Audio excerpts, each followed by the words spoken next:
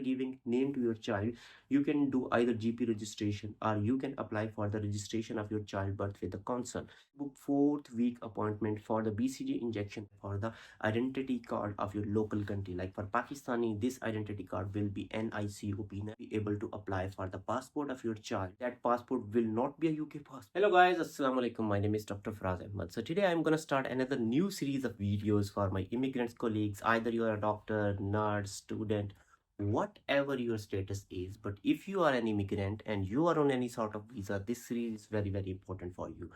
So if you have a baby born in the UK, so in this series, I am going to discuss 6 to 7 things one by one. In today's video, I will be discussing all the things together. So first of all, if you are going to have a baby, you can opt by yourself. Either you are going to have a baby at home or you want to get an hospital delivery. So if you adopt for the home delivery, they are going to arrange everything for you. So midwife will come at your home and they will deliver the baby at home.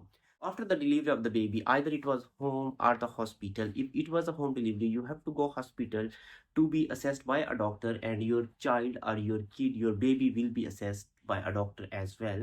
And if both of you are fine, then they will discharge back home. The second thing you should have in your hand, in your mind, is the name of the baby. So after the birth of baby, if you have given the name, there are two things which you can do as a second step. You can do a GP registration or you can apply for the registration with the consul as well. So either of the things you can do on the second number.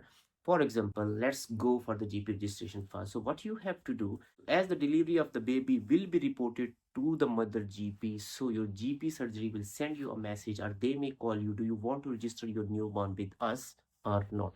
So if you want to register with them, what you will do, you have to register yourself with the given GP surgery. So if you don't want to register with the mother's GP surgery, you can opt to the any other GP surgery in your nearby area. Once you will do the GP registration, then what you have to do, like if you are from the South Asia or any other country of the world where TB is still present, what you have to do, keep in mind in the United Kingdom, your baby is not gonna have any sort of injection apart from the vitamin K injection. Like in our country, in Pakistan, we have an injection over there that is BCG injection to prevent or to save your child from the TB disease. Please keep in mind, TB is not endemic in the United Kingdom, so they don't offer BCG to every child being born in the UK. But if child parents are from the South Asian countries or any other country of the world where TB is still present, then they will offer the BCG injection. In Pakistan, we have that injection on very first day, 0 day of the birth. But here you have to do what? After having the GP registration, you have to request your GP to book an appointment in 4 weeks.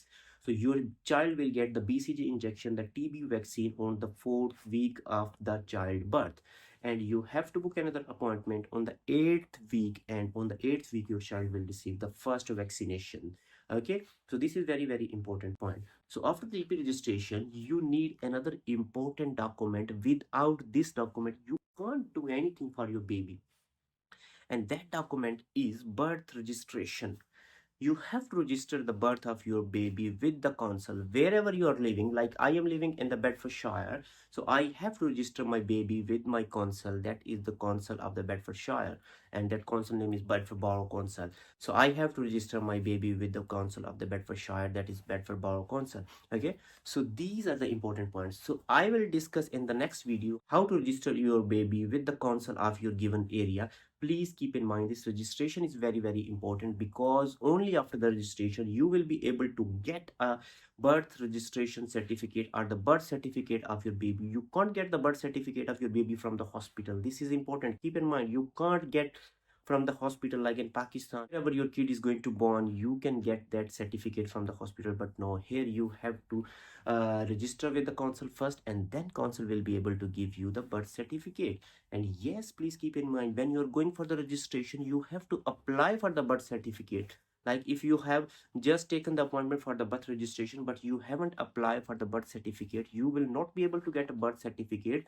So what you have to do, apart from the booking of appointment for the registration, you have to apply for the birth certificate at the same time. And the fee of one birth certificate is 12.50 Great Britain pound.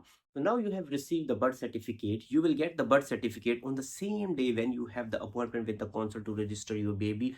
On the same day, same time, you will get a birth certificate. So now you have birth certificate in your hand. So based on the birth certificate, you can do two things. Okay. So you can do two things. You can either apply for the dependent visa of your newborn, or you can apply for the identity card of your country, whatever your country is. So based on that birth registration certificate, you will be able to apply for visa or that certificate. Like I am a Pakistani, and for the Pakistani people, if they have a baby born while they are outside their country, so like we are living in the United Kingdom, we have a daughter on 13th of September this year, and this is the second blessing of Almighty Allah on us. He is very kind to us, Alhamdulillah. So, like if we have a baby here, what we have to do? We have to apply on the NADRA website for the NICOP, that is National Identity Card for Overseas Pakistani. So I can apply for the NICOP or the UK dependent visa after having the birth registration certificate in my hand. So we will discuss about the NICOP and how to apply for the newborn child dependent visa in a separate video. So once you have applied for the NICOP, so then after having the NICOP, that is the identity card of your country, then based on that identity card, based on that identity certificate of your local country, what you have to do, then you will be able to apply for the passport. This is very important point. Few people will be very confused here, like how we can apply for the visa without having a passport. Yes, you can apply. Like for a newborn, you can apply for the dependent visa based on the birth certificate, and your based on the birth certificate, they will issue your newborn a visa. But afterwards, once you have the NICOP in your hand, then you will be able to apply for your local country pass. So let me recap everything. So after having a baby, you have to do what? You have to give your child a name, and after giving name to your child, you can do either GP registration, or you can apply for the registration of your child birth with the consul. So after the GP registration, you have to book 4th week appointment for the BCG injection and the 8th week appointment for the first vaccination of your child. And after having the birth registration, you have to get a birth registration certificate, that is a birth certificate of your child as well from the consul. And based on that certificate, you can apply for two things. Number one, you can directly apply based on the birth certificate for the UK dependent visa. And number two, what you can do, you can apply for the identity card of your local country. Like for Pakistani, this identity card will be NICOP, National Identity Card for the Overseas Pakistani.